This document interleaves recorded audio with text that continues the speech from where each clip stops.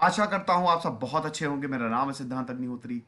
Study gloss पे आपका बहुत बहुत स्वागत है। दोस्तों, मुझे बहुत टाइम से और डेली मैसेज आ रहे हैं, लगातार मैसेज आ रहे हैं, सर ऑप्शनल कैसे ले, ऑप्शनल कैसे ले। यार देखो, अब मैं ये वीडियो बना दे रहा हूं और इसको देख लो। अगर उसके बावजूद कोई प्रॉब्लम हो तब आप मुझसे पूछना। हालांकि मैंने ऑप्शनल पे ऑलरेडी वीडियो बनाया है, लेकिन फिर से ये रिवाइज वीडियो में फटाक से बना दे रहा हूं। देखो, सबसे पहला पॉइंट आपको ये देखना है, मेरे हिसाब से जो सबसे इंपॉर्टेंट पॉइंट है, आपका इंटरेस्ट।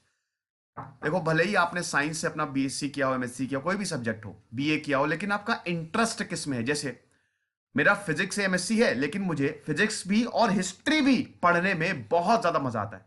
मतलब एक हिस्ट्री एक ऐसा सब्जेक्ट है जो मैं बिना रुके पढ़ सकता हूं, बहुत अच्छा लगता है। तो आप ये देखो सबसे पहले कि आप किस में इंटरेस्टेड हो। क्योंकि ध्यान दीजिएगा कि जो ऑप्शनल के 2 पेपर होते हैं यूपीएससी में, देखो जीएस के जो 4 पेपर्स होते हैं उसमें रटे रटाए मार्क्स ही आते हैं। मेन आपका एसए और ऑप्शनली डिसाइड करता है आपकी रैंक, आपकी मेरिट। तो ऑप्शनल सबसे इंपॉर्टेंट है और बहुत ही ध्यान से इसको चूज करो, क्योंकि ये आपके साथ 1-2 साल रहने वाला है।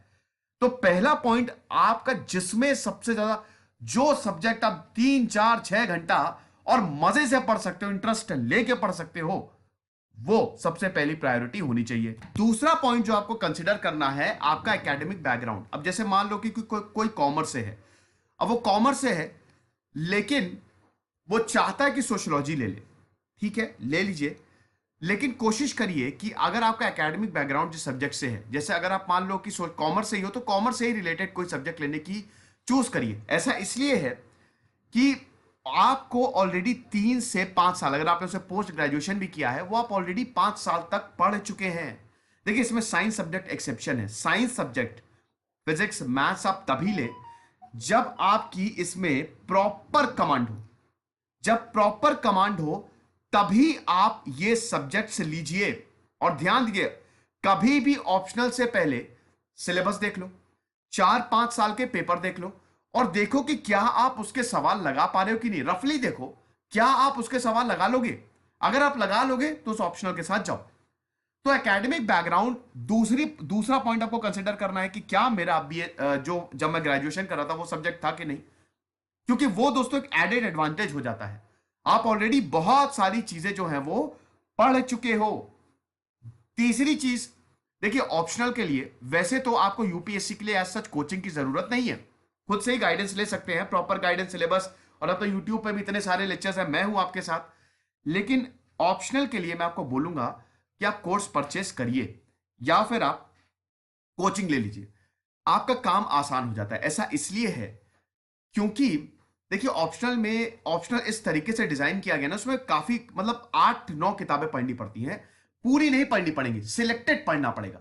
जैसे मान लो कि एक 1000 पेज की किताब है ऑप्शनल की, उसमें आपको ज्यादा नहीं पढ़ना है, उसमें पढ़ना 200-300 ही पेज है, सिलेक्टेड है वो सिलेबस के अकॉर्डिंग।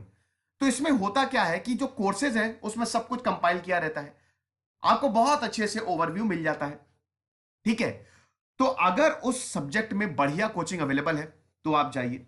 ठीक है, और फिर आप जनरल ट्रेंड देखिए। तो तीसरा पॉइंट आपको ये भी कंसीडर करना है, कोचिंग। हालांकि जरूरी नहीं कि ऑप्शनल की कोचिंग ले, it's not at all necessary. ये आप पे डिपेंड करता है कि आप कोचिंग ले या कोर्स खरीदना है कि नहीं खरीदना है, ऐसा कोई जरूरी नहीं है। ठीक है, लेकिन एक चीज तो, अगर आप कोचिंग नहीं ले रहे हैं तो आपको थोड़ा सा, जैसे मान लीजिए अगर आपको ऑप्शनल 2-3 महीने में कंप्लीट हो जाएगा, मे बी अगर आप कोचिंग नहीं ले तो 4-5 महीने लग जाए, थोड़ा सा टाइम ज्यादा लग सकता है ऑप्शनल में, है ना।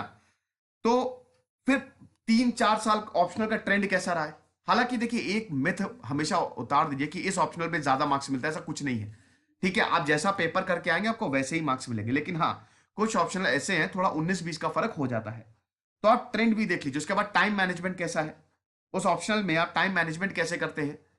लेकिन दोस्तों, सबसे पहली प्रायोरिटी आपको रखनी है, सब भूल जाइए, सबसे इंपॉर्टेंट चीज, ये सब तो ठीक है लेकिन सबको हटा के बस एक चीज, इंटरेस्ट।